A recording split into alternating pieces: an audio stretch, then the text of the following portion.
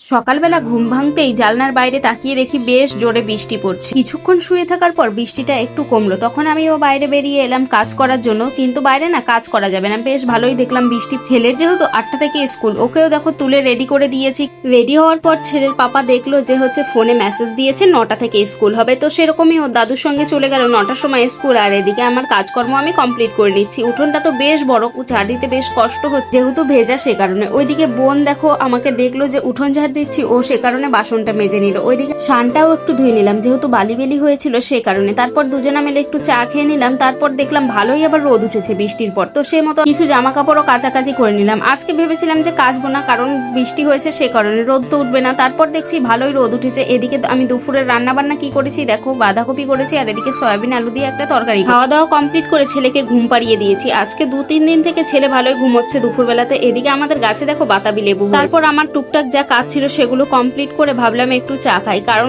মাথাটা ধরেছিল, সে কারণে একটু চা খেয়ে নিচ্ছি।